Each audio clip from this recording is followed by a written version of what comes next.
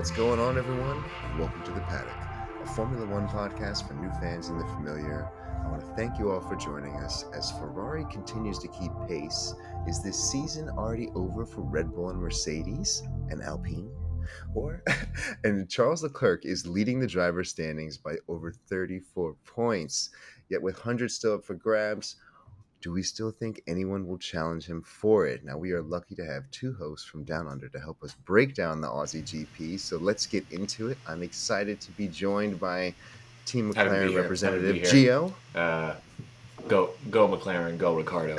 Go Ricardo, go. Pete. Hey guys, how you doing? Resident Ferrari fan here, and a Carlos Sainz and Fernando Alonso fan. So it wasn't all smiles for me on the weekend. And Will. Hey race fans, Will from Adelaide here. Just a true dedicated Formula One fan, loving lots of controversy that happens every race. So we finally get the race back in a time that's appropriate for you and unfortunate to everyone else across the world. What did you guys think? Oh, what can I say? First things first, it's so great to have the race back in Melbourne in Australia for the first time in 2 or 3 years. I can't think actually eludes me now. It's been way too long, in other words. So, yeah, that's right. And we had record crowds here in Melbourne, which is fantastic. And everyone was very excited for a fantastic race. Hey, look, lots happened in that race. Lots and lots happened. But first things first, the absolute dominance by Charles Leclerc. Flawless weekend. There's no two ways about it. He was fast, he was quick, he was threatened by Max, but pulled it off every time he needed to. I really feel sorry for Carlos Sainz. He seemed to have a very, very difficult, tough weekend in his qualifying session. They couldn't start his car in time for him to finish his last hot lap to get a good position, let alone all other things that happened over the weekend. So all in all, he had a very tough time. And for those that watched the race, what can I say when he probably tried to be a bit too courageous and went off the track and got himself bogged in the gravel. So you've got one Ferrari driver, which is absolutely dominating, and you've got Carlos Sainz, which rumour has it now he needs to be having a supportive role for Charles Leclerc already. That's the rumours going out by Martin Brundle. So, yeah, what can I say? Max is the reliability at Red Bull. What do you guys think? It's pretty crazy. It's frustrating, I'm sure. It's very frustrating for Max, and you can hear it as well. Apparently, though, the cause of the problem was a fuel leak. It wasn't anything to do with the issue that happened in Bahrain. Bahrain was down to the fact there was too much movement on the tank, and it caused a vapor lock, so no fuel was being pumped. This issue was a leak between the priming pump and the master pump on the engine side. So, pretty frustrating weekend for Max. Fernando Alonso probably had it worse, though, in some ways. So, Fernando Alonso was looking like he was going to be fighting for a first or second row position with a absolute stonking lap. He was 0.4 of a second up on Charles in the second sector. Then he had an O-ring failure in his hydraulic system. That's right, small little part caused his nightmare weekend begin. That, in turn, meant his engine went into a fail-safe mode, caused the lock-up, he binned it, which caused Carlos Sainz to miss out on his first qualifying lap. Then, later on during the race, he started from P10, looking okay. Safety car came out, meant he had to extend his stint, and then he tried to go onto the medium tyres, and I'm just going to share an image with you guys.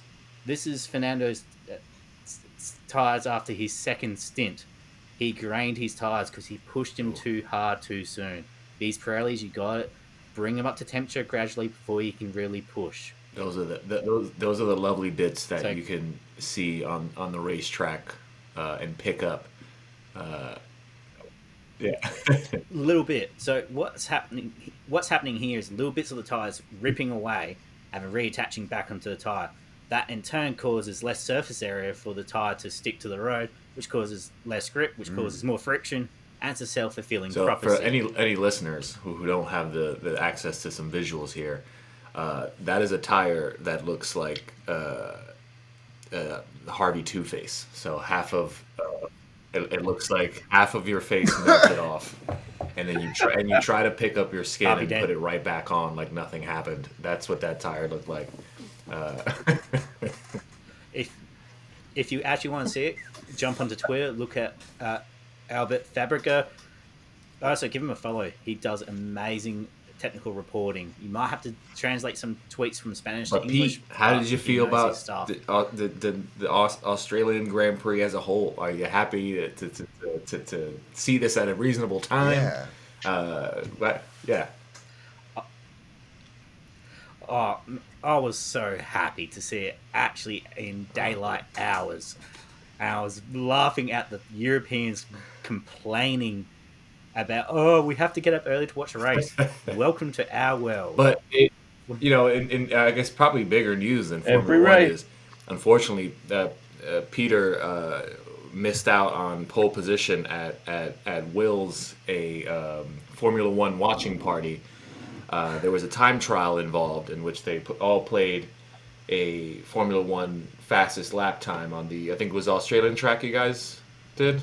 I had to. Yep. Will takes pole. What was your time, Will? Oh, that's a good one. It was 1 minute 23.6. And Peter falls short, unfortunately, in second place. And what was forced to sit in the bathroom for the rest of the race. Apparently, that's what the penalty was. Yeah, he had to wear the dunce hat and sit in the corner. Will, who won the trivia, mate? Hey. Yeah, this is true. Pete was very good in his trivia. We did a few guess the tracks competition and guess the driver helmets competition. And yes, Pete did get flawless in both. Well, and, alcohol was involved, I'm sure. Will, you should, if you have any photos to share, you should put them on our socials. I think they were great. Ray, I don't think you got a chance to see, but they had, everything was themed, right? They had wheels, right, or tires, cookies, right? They had little racing teddy bears, or was it little gummy bears and chocolate cars, all super themed out. It was really, really cool. Yeah, you should. You took some photos. Yeah, we had. Yeah, please. Yeah, we'll had, put them up on Twitter and Instagram. Yeah. Absolutely, yeah. We went all out. We had coolant, which was green cordial. We had petrol, which is orange cordial. We had, like you mentioned, we had Oreos as spare tires and had Kit Kats as engine blocks. And it was good fun. I just looked up my time too, guys. So the time was 1 minute 23.611. Pete's time was 1 minute 23.8. Oh, Pete, wow. loser. Come on.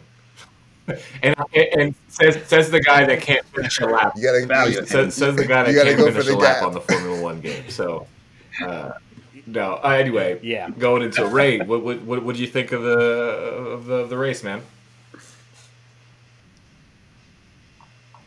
I gotta say, I think just visually, I love this race because that one straightaway off the water with the palm trees reminds me of one of my favorite video games of all time, with Outrun 2. And Charles Leclerc was just cruising in the front the entire time, just going, like, woo! That was my only impression of just like the visuals from it. And I think that it was a fun race. I kind of enjoyed waking up at what was like 2 o'clock in the morning over here in the U.S. To watch the race, and then kind of like taking a weird nap and then going on with the rest of my day. I thought that was just what makes Formula One exciting, is that it's going to be at any time on the weekend, but it just consumes the entire weekend. I'm glad you enjoyed that 2 a.m. watch. I caught the 7 a.m. on ESPN. So Yeah. Hey, I texted you at 3:30 a.m. to be fair, only because I know you have your So, notifications so set. you know, and I woke up to a text that just said Latifi the day after for qualifying. I was like, oh no, what am I gonna watch now? So I was just waiting all of qualifying to see what happened. But hey, no, it was a super fun race. You know, you're right. It is a beautiful race. You know, if I ever get to go see an Australian Grand Prix, I think the attendance was something like, I don't know if you guys. Yeah, Over 400,000. 420,000 for the 4-day weekend, the biggest wow. weekend in Melbourne. Wow. Still 100,000 Wow. shy of Adelaide. And is that? I mean, who do you know who holds Well the I guess record for a Formula One attendance? Adelaide. Adelaide. How do you even get there? Yep, the last Grand Prix in Adelaide was 520,000 for the 4-day weekend, and 210. So, but then, like, what's on the race. what's the average spa attendance? That's crazy to hear. I don't have the exact figures for Spa. Silverstone is about the 120,000 mark. I don't know why I said Spa. I meant Silverstone. Wow. Silverstone's 100,000, and then Australia was 400K. So 400K was for the full 4 days. The 100,000 for Silverstone was for the Sunday only. Wow.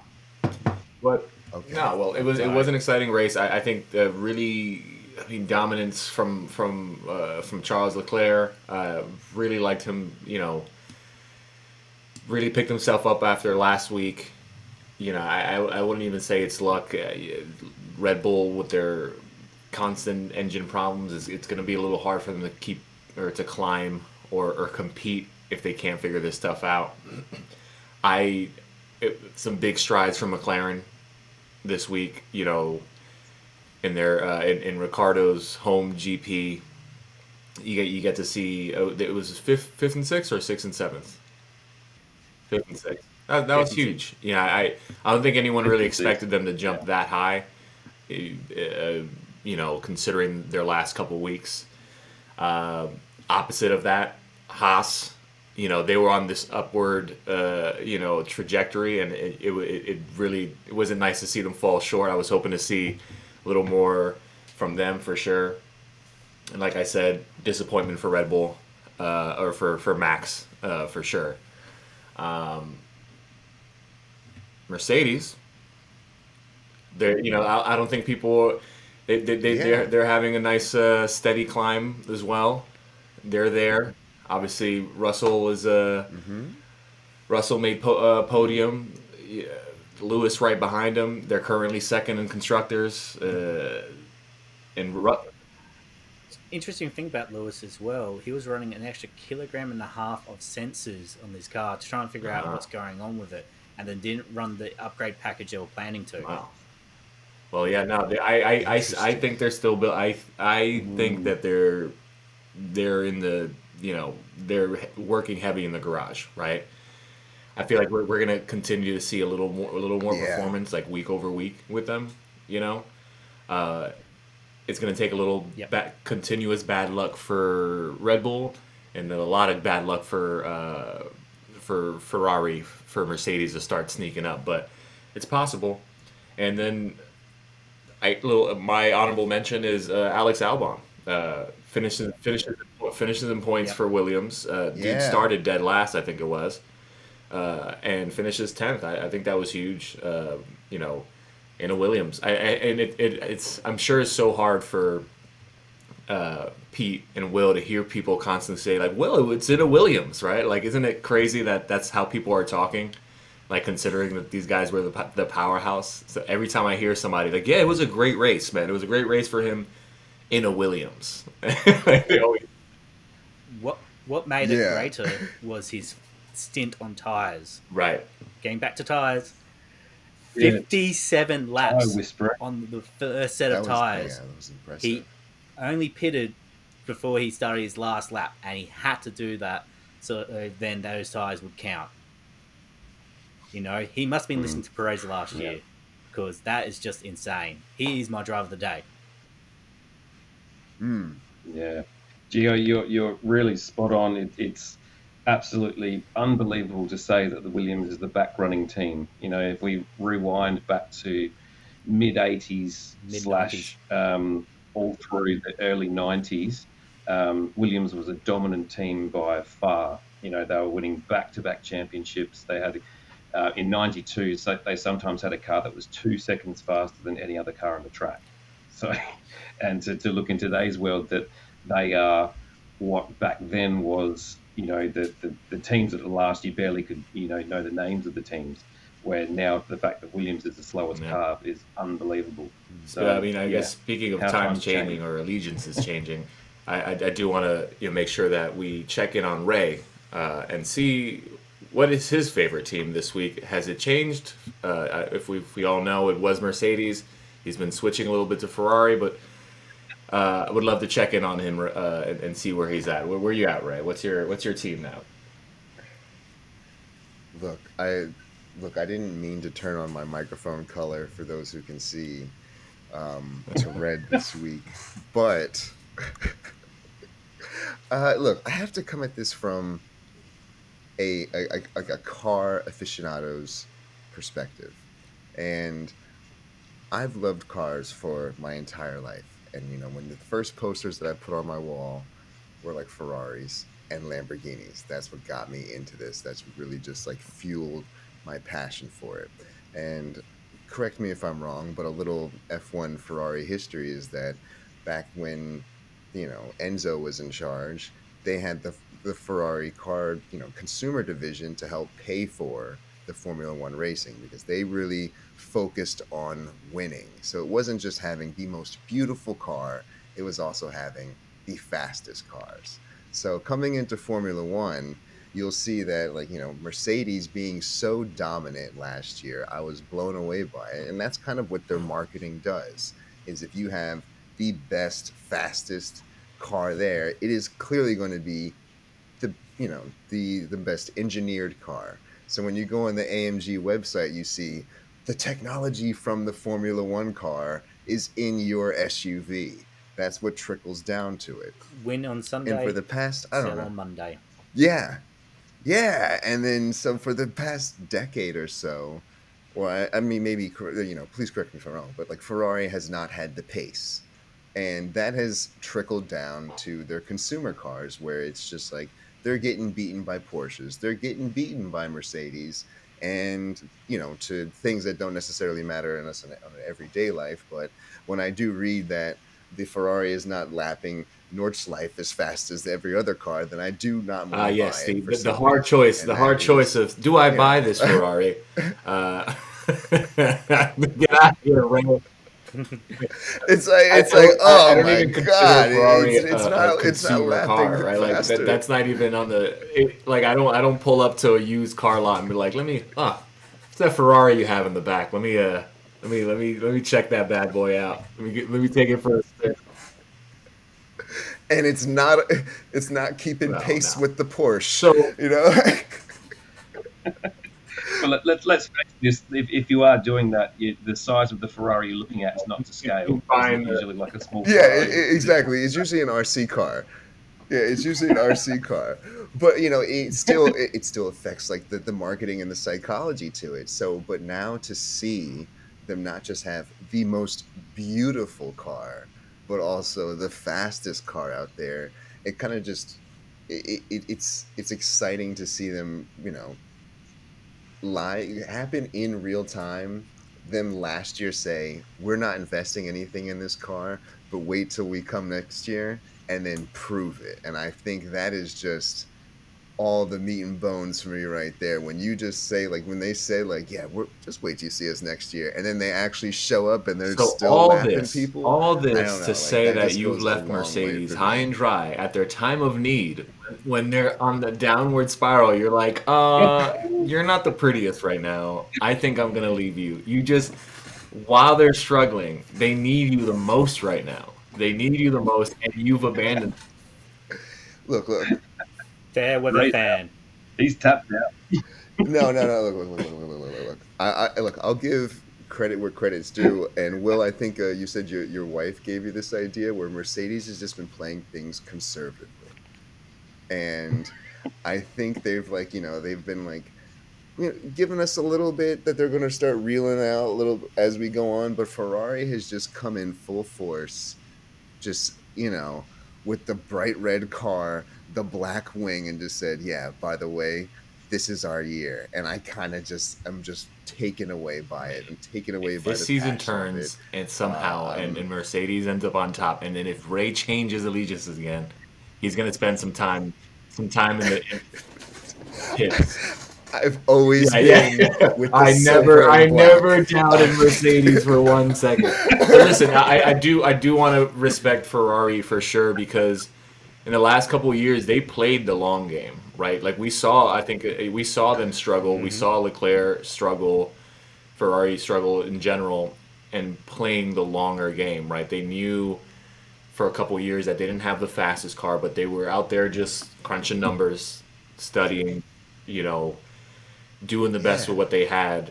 And to see them on this level this year, it is commendable for sure. I think that's for Formula One in general. That's impressive to see how certain teams strategize. It's almost like in basketball, maybe this year isn't it. You'll start rebuilding, right, slowly, and then maybe 2 years from now, once you get all the pieces together, you're there for a championship, and that's where Ferrari is now. And they're gonna pull away if Red Bull doesn't get their act together. Well, what's interesting is this is their first Grand Slam. So for those who are new to F1, a Grand Slam is pole position, fastest lap, led every lap of the race, and race win. Since 2010, since Fernando Alonso. Or we could call it the burger with the lot. That is just a stupid stat. So Seb never pulled off a Grand Slam in his time with Ferrari. Oh, we didn't even bring up Seb on the scooter. Wow. We didn't even bring up Seb on the scooter. That's that's the Aston Martin shit show of the weekend. Yeah, what happened, Pete?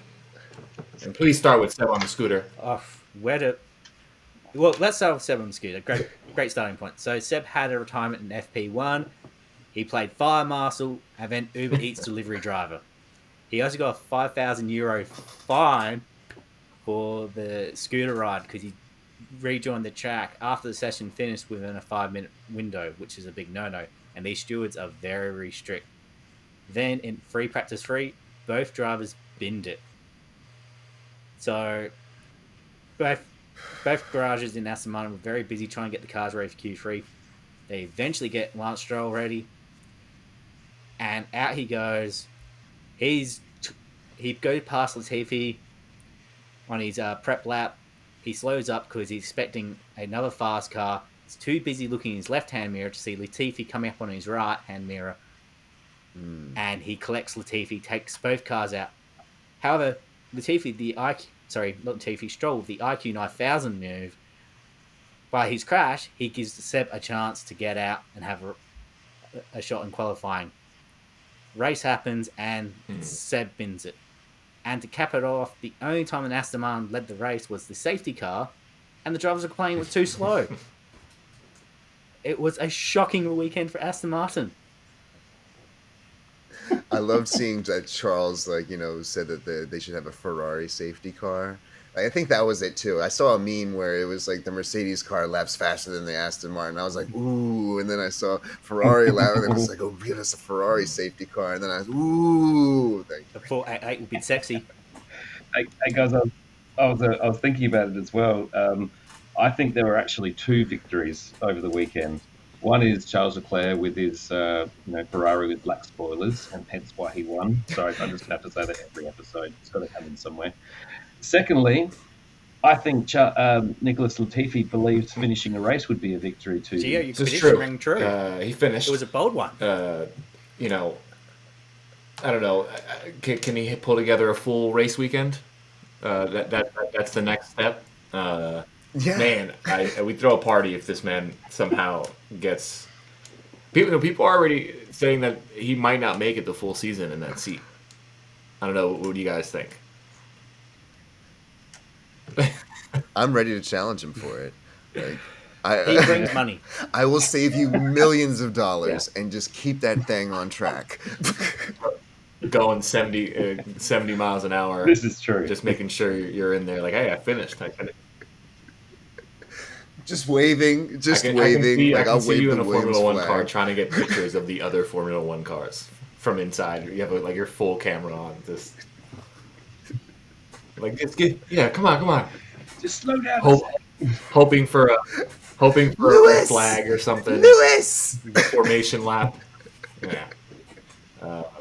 Any other news, Pete? Because we will jump into a good Australian Grand Prix memory lane after your news section.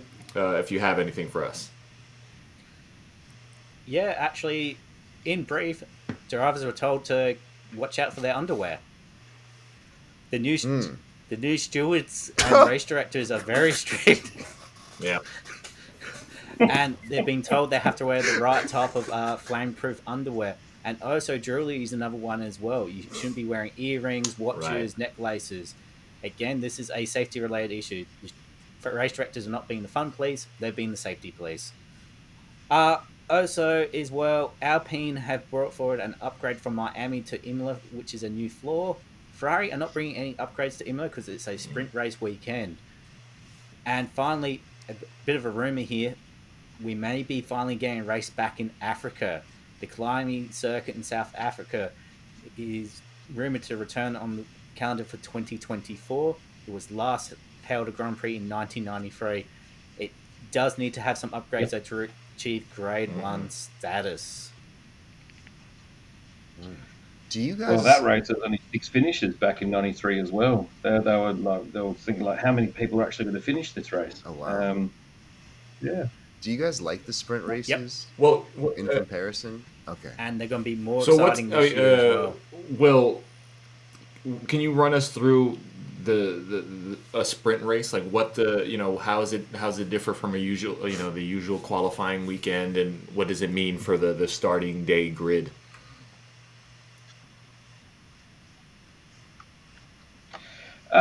So it's actually a new concept to me as well. I haven't got my head around it in its entirety, but from what I understand, obviously the qualifying happens first, and then the qualifying determines the sprint race, and then the sprint race is a shortened version of obviously a Grand Prix, and with that, the first, second, and third people get a smaller amount of points for finishing in that position. Year. It's now the top 8. The top 8, great. Yeah, and then that sprint race also determines what the grid is for the race as well. Pete, correct me if I'm wrong with any of that? All correct. 30% race distance. Yep. Last year it was the top 3 get points, 3 points for first, 2 points for second, 1 point for first. Now it's 8 points for first, 7 points for second, so on and so forth, down to 1 point for 8th. So now we're going to see more midfield teams maybe being a bit more bold to get some extra championship points and take a bit more of a risk for the sprint race. Also as well, whoever won the sprint race last year was awarded pole position title award.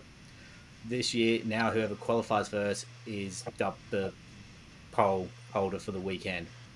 Well, so sprint race is essentially the last chance at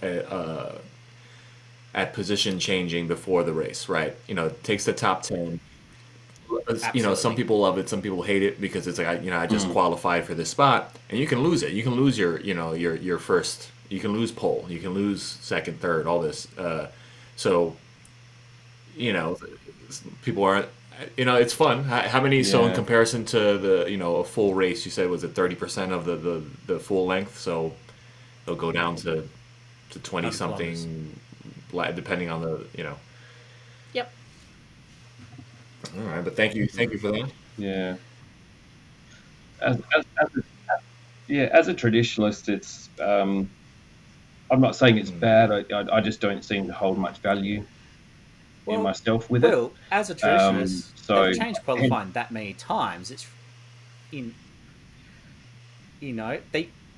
Yeah, they have. I mean, I remember the days of pre-qualifying. You had too many teams that weren't allowed on the grid, so you had a Friday session where the top certain number of teams would make it through to actually be able to race. If you didn't achieve a particular time, your team didn't race that weekend. So, and back in the day, they used to do one driver at a time doing a qualifying lap. I think that was the early 2000s. So every car, one by one, got full exposure to the cameras, and that lap that they did is what their qualifying time would be. So there would be 22 individual guys going around the track. So I think for the smaller teams that don't get much publicity, I think that was spectacular back in the day. But and if you stuffed up that lap, that would be your position on the grid. So I don't mind qualifying changing. It's just the sprint rates is sort of a mini attempt at a race, but not like a. I don't really have a comment either way of like it's good or bad, but I don't seem to get to, oh, this is amazing in watching it. So, it's an interesting concept, but I don't think I'll get rid of it. It's just something I haven't really, not holding too much value with. So, I'm curious to know what other racing traditionalists would think about that as well. And that the problem is with more years of stuff you've followed, you have this whole plethora in your head of things that have happened over the years that you think, yes, that's good, or no, that's bad. So, Well, we're going to have a poll up on our Facebook page. We'll sprint definitely races. make sure Yes we'll or put no? up a poll. But let's since we're getting close on time.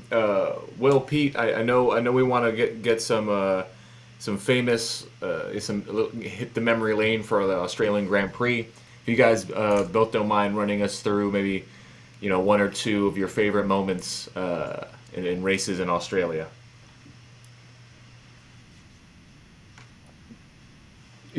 Just one or two. Can I give him 12?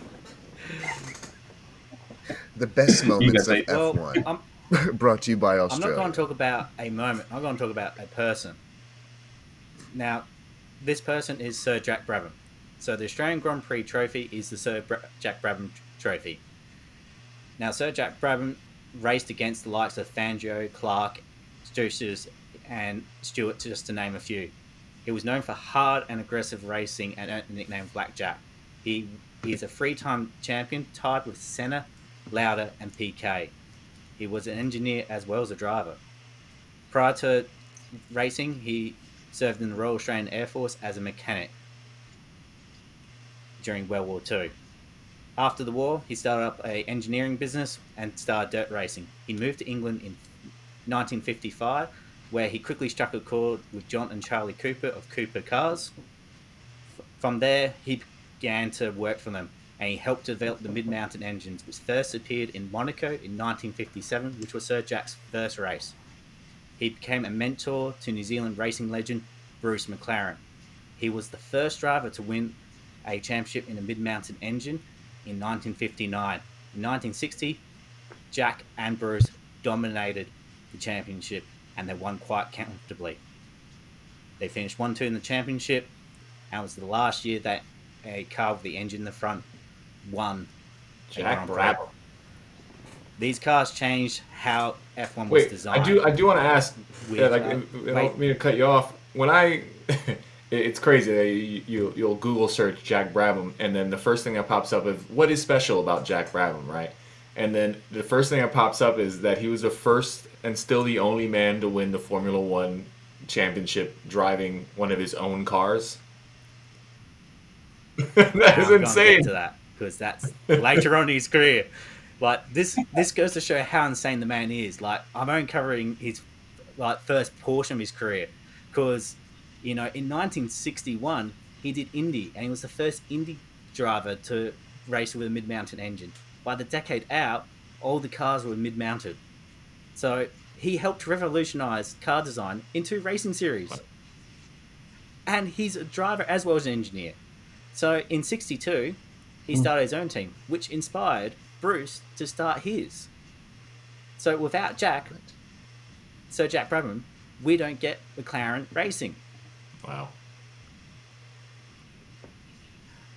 And he started this team with his friend and fellow engineer Ron Turinat. So Ron Turinat was the chief car designer. Brabham was the number 1 driver. And Gio, you're absolutely right. He's the first driver and the only driver to win the championship with his name on it, and he won that in '66. He's also the only driver to win with an engine sourced from the Southern Hemisphere. And the reason why he won the championship, it was the most reliable. Wasn't the fastest, but it got him home, especially in the era. He retired in 1970, and he left the F1 world after that. He retired back to Australia. What happened to his team? Ron Tiranak took over, and he quickly sold it on to a British property developer and driver manager by the name of Bernie Ecclestone. So, this man's career helped to shape F1 as we know it, because no Jack, we don't get McLaren, and Bernie doesn't get a seat at the table to drive the owners and doesn't begin to shape how the rights are sold and distributed to F1. Amazing. Wow, that's incredible. I think it's fascinating to hear that after hearing Christian say that he'd rather fix a fast car over the weekend to focus on reliability. Well, Adrian New's got a lot of experience fixing fast and fragile cars. Ask McLaren the MP418. Hey, that was awesome, Pete. Will, how about you? What do you got for us? Well, I guess this brings in the memory lane segment, but just before we do that, hearing that history versus Enzo Ferrari, there's one quote by Enzo Ferrari which I absolutely love, and I still love to this day. One of Enzo Ferrari's most famous quotes is, "Aerodynamics are for people who can't build engines." And another great one of his, "The horse pulls the cart, not pushes it," referring to the position of the engine. Man. He was wrong on both of those. Love it. So memory lane, let's talk about the Australian Grand Prix. First hosted in 1985 in Adelaide, where Pete and I are from.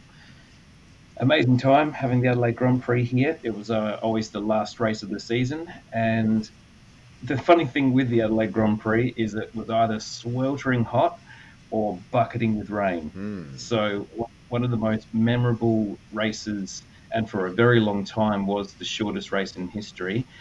For all the followers out there, just type in 1991 Adelaide Grand Prix, and the amount of laps, I believe, was less than 10 laps. And it was just that torrential that they had to stop, because the cars, back in those days, if a car crashed, they didn't usually tow it off the track. They just remained carcasses on the track. And there's a famous picture where they're going down the long Adelaide Straight, which is the Keppel Terrace, and you can see all these carcasses smashed into the wall and these drivers trying to dodge them to go down the straight. Oh, wow. So it was absolute chaos. And there was a podcast that came out during the week about Nigel Mansell, and what I didn't know was Nigel Mansell actually crashed in that race in 91, but he severely injured his left foot, to the point that he had to have bone splinters removed and an operation that will put him out of action for 3 or 4 months. And he opted not to have the operation because it would affect the following year, 1992, and him being able to be in the car. So he raced the whole 1992 season with on crutches almost, not able to walk. And 1992 was the year that he won the World Championship. So he could have easily lost out on that championship because of that. And that all happened in the 1991 race in Adelaide. Another unbelievable moment in the Adelaide Grand Prix was in 1995, when David Coulthard was leading the race in the Williams, and he went into the pits. And the Adelaide track, the last corner is a really, really tight hairpin, and the pits is actually part of that hairpin on the inside. And David Coulthard, leading the race, went into the pits, and he went straight into the wall going into the pits. And Murray Walker, the commentator, was stunned. Everyone was stunned that he completely just crashed into the wall of the pits, which was unbelievable at the time. The same year was Mika Hakkinen, and who was a world champion in 98 and 99. But back in 95, in his McLaren, the red and white McLaren, he I believe he got a puncture or something happened, and he turned a corner and he actually catapulted the car into the barriers, like completely lost control, got airborne, and hit the wall. Now, this was such a significant accident that he was removed from the car, and he had on the road, on the ground, he had a tracheotomy to survive because he lost that much blood. He could have died then and there on the track. But there was an Adelaide doctor that actually did this tracheotomy on the track and saved his life. And to this day, Hakkinen still pays homage to this doctor, this Adelaide doctor that helped him. But that crash was significant enough that it is because of that crash that the F1 cars now have those side pods next to the driver, those helmet bits. And the reason being is if you watch the replay, so to those people that want to check it out, it's 1995 Adelaide Grand Prix Mika Hakkinen crash. His head rocked side by side so significantly that's what caused the damage to his neck and all the injury. So not long after, and I believe Sauber at the time was the first car to introduce it, but that's what actually introduced those side pods to stop the helmet going further than what those side parts are. So another one of those history parts. So that all happened because of the 95 Adelaide Grand Prix. Moving across to the Melbourne Grand Prix, which unfortunately Melbourne stole in 1996 to the dismay of all us Adelaideans. We were very upset, but Melbourne took off, and there's been quite a few interesting events over the years. In 1996, Martin Brundle, that most people in today know as a commentator, he was a Formula One driver back in the day. And in his golden Jordan, in the first corner, which is I think turn 4, one of the first hairpins at the Melbourne track, he crashed into the back of a car and literally flipped and went airborne and went off the track and was completely rolled however many times. And there was a big testament to this accident because he was able to race back to the pits, race up to Professor Sid Watkins, who was the major medical guy that's been in F1 for years. And Brundle raced straight to him saying, "I'm absolutely fine. Can I race? Can I race?" And Sid Watkins said, "All right, what's today? What's the date today?" And everything. And Brundle said, "Oh, it's February 1996, whatever it was." And Sid Watkins said, "Yeah, well, I can see that you're absolutely fine, so you're fine to jump in another car." And at the time, it was such a huge thing because it was such a significant accident, and Brundle completely walked away scot-free, jumped in the car, and finished the race. So that was huge. 2002, Ralf Schumacher launches his car over the top of Rubens Barrichello's Ferrari in the first corner on the first lap. It's definitely worth having a look at the replays on YouTube. That's Barrichello pulled over, and Ralf Schumacher, which is Michael Schumacher's brother, not too many people know that, but Ralf Schumacher was in Formula One too. And Ralf Schumacher, literally went over the top of Barrichello's car and off the track. It was a huge accident. But the same year, that of all the drivers that could possibly win the race, one of the biggest things that most people, all they really cared about was that Mark Webber, a brand new driver to Formula One, an Australian, finished first in a now purchased Formula One team Finished fifth, by Paul Stoddard, who was an Australian. So it was an Australian-owned team with Mark Webber. Mark Webber finished fifth in the first race in Melbourne, and there was absolute euphoria and pandemonium because, Aussie driver, which they hadn't been in Formula One for a long time, in this very, very underpowered, underfunded team, finished fifth in its first race. It was like a victory. So, I know I was cheering from home that day. And 2008, one of the facts was there were only 7 drivers that finished the race. And the last and final one, because I think we're definitely running out of time, but the last and final one, which was also huge, was 2016.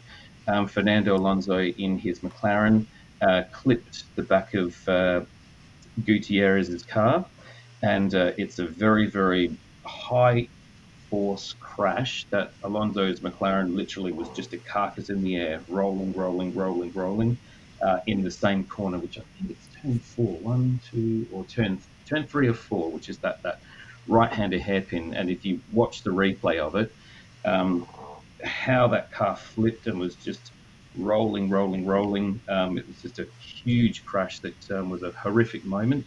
But once again, what was left of Alonso's car, he hopped out of, and he squatted down for a bit to catch his breath. But same thing, he was safe. And 50 years ago, that would have been definitely an instant death. Yep. So safety's come along a long way. There's so many more, but hopefully that's a couple of teasers of the history of the Australian Grand Prix. I've got a fun fact. The last winner of the Adelaide Grand Prix was Damon Hill. The first winner of the Melbourne Grand Prix, Damon Hill. Well, definitely going to be looking up all these crashes on YouTube. So thank you, Will, thank you, Pete, for the memory lane and all the Australian highlights. But we're at time. Pete, if you want to send us away. Yep, so before I sign out, I just want to share a quick thought. Luck is what happens when preparation meets opportunity. You've been listening to The Paddock, a Formula One podcast for new fans and the familiar. You can find us on all the major streaming apps, so please share your thoughts of the Australian Grand Prix with us, and don't forget to subscribe to the channel. All right. Boom.